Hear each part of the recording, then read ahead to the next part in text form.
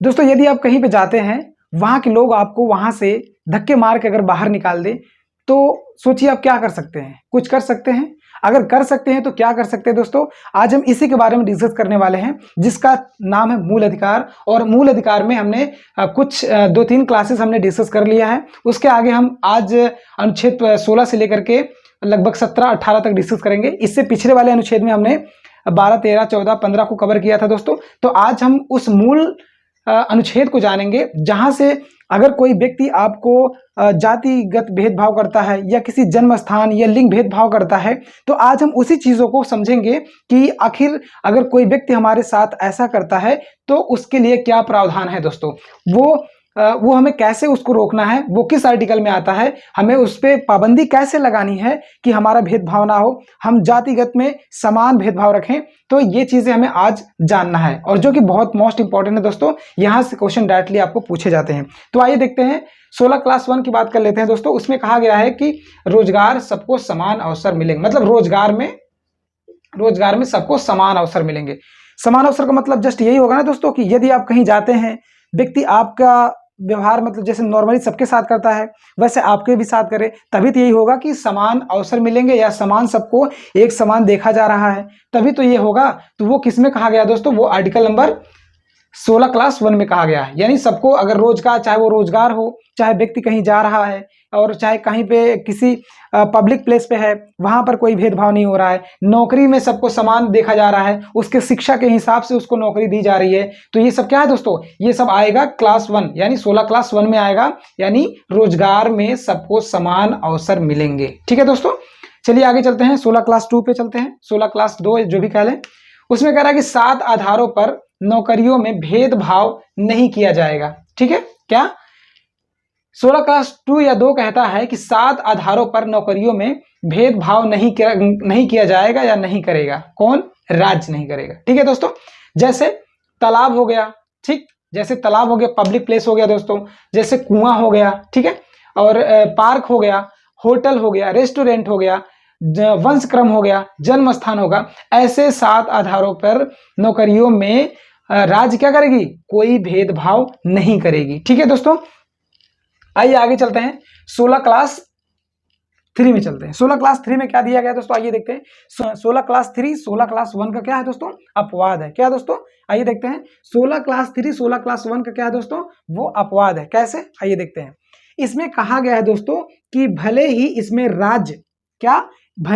राज्य भेदभाव नहीं करेगा, लेकिन इसको ध्यान से समझना दोस्तों, लेकिन संसद कानून बनाकर राज्यों के लिए कुछ विशेष प्रावधान क्या कर सकती है? कर सकती है। ठीक है दोस्तों, क्या कहा है एक बार फिर से देखते हैं। 16 क्लास 3 कहता है कि 16 क्लास 3 16 क्लास 1 का क्या है दोस्तों? अपवाद है। क्यों? क्योंकि इसमें कहा गया है कि भले ही क्या दोस्तों? भले ही इसमें राज्य कोई भेदभाव नहीं करेगा, लेकिन यदि संसद चाहे तो कानून बनाकर राज्य के लिए विशेष प्रावधान कर सकती है। ठीक है दोस्तों, ये चीज आपको ध्यान रखना है। उसके बाद आगे देखते हैं, 16 क्लास 4 या 4 पे देखते हैं, मतलब 16 क्लास 4 ही कह लो, थोड़ा कहने में अच्छा लग रहा है। ठीक है, उसके बाद देखते हैं, इसमें कहा गया है कि जिनका सरकारी नौकरियों में पर्याप्त प्रतिनिधित्व नहीं है। क्या दोस्तों? जिनका सरकारी नौकरियों में पर्याप्त प्रतिनिधित्व नहीं, अर्थात जिनका सरकारी नौकरी में नहीं है पर्याप्त प्रतिनिधित्व, या सरकारी नौकरी नहीं है उसके घर में। उसके बाद क्या गया है, और साथ ही वो क्या है? साथ ही वह पिछड़ा वर्ग से आता है। क्या दोस्तों? अगर जिसके घर में नौकरी नहीं है, साथ वह पिछड़े वर्ग से आता है, तो उनके लिए क्या विशेष प्रावधान किया गया दोस्तों? जी हाँ, किया गया है। क्या किया गया है? आइए देखते हैं। ऐसे लोगों के लिए दोस्तों ध्यान दीजिएगा, ऐसे लोगों के लिए सरकारी नौकरी में क्या दोस्तों? ऐसे लोगों के लिए सरकारी नौकरी में आरक्षण दिया जाएगा। क्या दोस्तों? ऐसे लोगों के लिए सरकारी नौकरी में आरक्षण दिया जाए। कैसे लोगों के लिए? जिनके घर में क्या सरकारी नौकरी नहीं है, या सरकारी नौकरी का प्रतिनिधित्व पर्याप्त नहीं है, और साथ ही वह पिछड़े वर्ग से आता हो, ऐसे लोगों के लिए सरकारी नौकरियों में क्या दोस्तों? आरक्षण दिया जाएगा। ठीक है, आई थिंक ये चारों सेशन आपको, जो चारों क्लास हमने आपको पढ़ाए हैं, ये चीजें आपको समझ में आ गई होगी। चलिए दोस्तों आगे देखते हैं, 16 क्लास 5 को देखते हैं। ठीक है, 16 क्लास 5 को देखते देखते इसमें क्या कह रहा है? चाहे 16 क्लॉक 5 कह लो, चाहे 16 क्लास 5 कह लो, चाहे 16 क्लास 5 कह लो, मतलब आप समझ लीजिए जो भी आपको अच्छा लगे। बाकी मैं इसके अंदर की चीजें बताने जा रहा हूं। ठीक है दोस्तों, 16 क्लास 5 में क्या गया दोस्तों? कुछ धर्म, क्या दोस्तों ध्यान से सुनिएगा, ये बहुत गहरा सवाल यहाँ से बनता है, इसको बहुत लोग गलत कर देते हैं, तो इस चीज को आपको समझना है। आप अगर इस क्लास को देख रहे हैं तो प्लीज आप लोग गलत नहीं करेंगे, ठीक है। कुछ धर्म संस्थानों में, क्या दोस्तों, कुछ धर्म संस्थानों में उस धर्म को मानने वाले लोगों के लिए कुछ विशेष प्रावधान किया जा सकता है। क्या दोस्तों, कुछ धर्म संस्थानों में, मतलब कुछ धर्म संस्थानों में उस धर्म को मानने वाले लोगों के लिए, मतलब जैसे कोई धर्म संस्थान है, मतलब कुछ ऐसे इंपॉर्टेंट जो धर्म संस्थान है, उस धर्म को मानने वाले जो लोग हैं दोस्तों, उनके लिए भी क्या किया जाएगा, विशेष प्रावधान किया जाएगा। क्या दोस्तों, विशेष प्रावधान किया जाएगा। 16 क्लास 5 में कह रहा है, ठीक है दोस्तों, ये चीज आपको ध्यान रखना है, ठीक है। 16 क्लास 6 में देखते हैं दोस्तों, 16 अनुच्छेद 16 का लास्ट ये सेशन है, सेशन का बोले तो लास्ट क्लास है।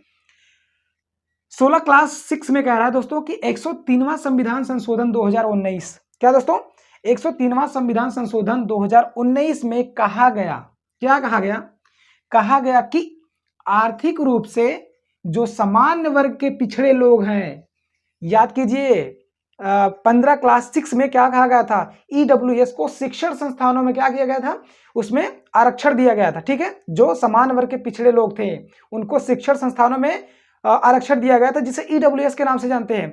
16 क्लास 6 में कहा है कि 103वां संविधान संशोधन 2019 के माध्यम से ये कहा गया है दोस्तों कि जो समान वर्ग के पिछड़े लोग हैं, मतलब आर्थिक रूप से जो समान वर्ग के पिछड़े लोग हैं, जिसे ईडब्ल्यूएस कहते हैं, उन्हें क्या किया जाएगा, उन्हें 10% किसमें, सरकारी नौकरियों में आरक्षण दिया जाएगा। दोस्तों ये चीज आपको ध्यान रखना। जो आज आप ईडब्ल्यूएस में जैसे कोई वैकेंसीज निकलती हैं, ईडब्ल्यूएस बहुत लोग लगा देते हैं ना, जनरल वाले भी ईडब्ल्यूएस लगा देते हैं, तो उनको 10% आरक्षण मिल जाता है। मतलब जिनके लिए जो ईडब्ल्यूएस में आते हैं दोस्तों, उनके लिए 10% आरक्षण, यहाँ पर 10% आरक्षण का प्रावधान किया गया है। हालांकि बहुत लोग मतलब अंदर से भी अपना काम कर लेते हैं, बाकी आप समझ सकते हैं, ठीक है दोस्तों। तो एक बार फिर से देखते हैं, 103वां संविधान संशोधन 2019 के माध्यम से कहा गया है कि आर्थिक रूप से जो समान वर्ग के लोग हैं दोस्तों, जो समान वर्ग के पिछड़े लोग हैं, उनको सरकारी नौकरियों में क्या किया जाएगा, 10% का आरक्षण दिया जाएगा। जो कि 15 क्लास 6 में कहा गया था कि समान वर्ग के लोगों के लिए शिक्षण संस्थानों में आरक्षण दिया जाएगा, और इसमें 10% क्या किया गया है, सरकारी नौकरियों में आरक्षण दिया गया है दोस्तों, ठीक है दोस्तों। तो आइए देखते हैं अनुच्छेद 17 पे चलते हैं दोस्तों। अनुच्छेद 17 में क्या चीजें हैं और उसके बाद आगे देखते हैं दोस्तों।